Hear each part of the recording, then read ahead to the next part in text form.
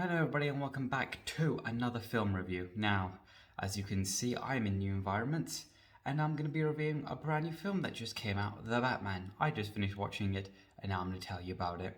Don't worry, there's no spoilers in this review, so you can just watch this review with ease. Now, here's the thing about this film. One is 3 hours long, so it is a slobber knocker of a film. So if you've got time to kill, it's a good way to pace it. I just watched it at 4 o'clock BST, so it finished like an hour or two ago, so it wasn't too long after I just finished watching this film.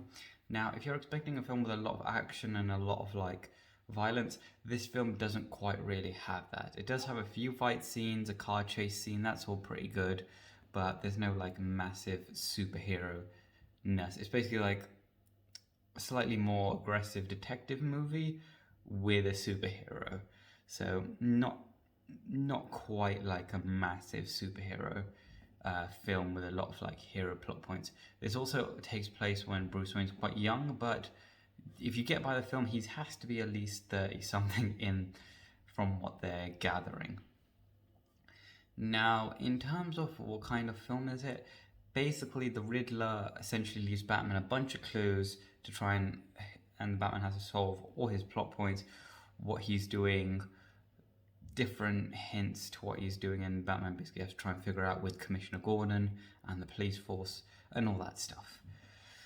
And obviously Catwoman's involved in this somehow. I won't spoil how, but she's got her own ways into this film and all that. Now, if anybody has seen the Titans season 3, it's a lot like that. So for people who haven't seen Titans season 3, it's not going to make any sense.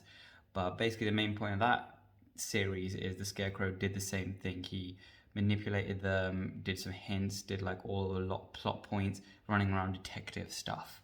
This is basically a very much extended version of that, or how I feel the film was a very much extended like plot points of that sort of film.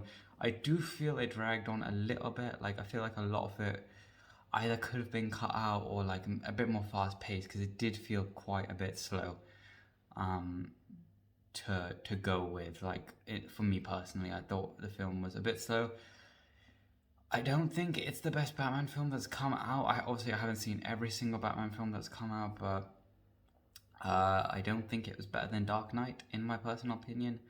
Robert Pattinson as Batman, not too bad, but I feel like he probably could have done more if he was given more, but it's still interesting nonetheless. So if you've got some time to kill, I do recommend watching this film. I don't think I can give it like super high praise as something compared to The Dark Knight, but it was still, in its own right, it was still very good. And I will let you know that there are no end credit scenes, so after you finish the film, a 3-hour film, you can just go home, so you'd have to wait for like another 20 minutes to see if something else is going to happen, because it's a separate universe.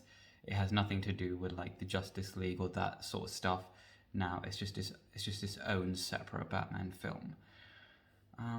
To not give anything else away, I would recommend watching if you are a DC fan, because it is just a one-off. If you just want to go watch a film, I don't think it's not quite a superhero film, so if you're not fans of superhero films, don't worry. This is basically just, like I said, an extended, slightly more violent detective film with Batman in it rather than anything else.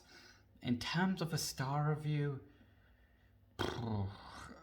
I think I'll give it, I'll be generous, I'll give it a 7. I was going to say 6.5, but I think I'll give it a 7 for now. Obviously, the first time I usually watch films, sometimes I'm like very much engrossed in them and I think they're amazing straight away, and others I'm like, ugh, not too great. I don't know if I'd rewatch this film anytime soon, but yeah, I think I'll give it a 7 just to be a bit generous, but I'm somewhere between 6.5 and 7. So that is my Batman film review. Hope you enjoyed it. I'm only going to be doing one more film review, and that will be Doctor Strange Multiverse of Madness when that comes out in May. So hopefully you'll look forward to that. And I will see you all again for another, or my final film review, next time. Alright, thank you. Bye.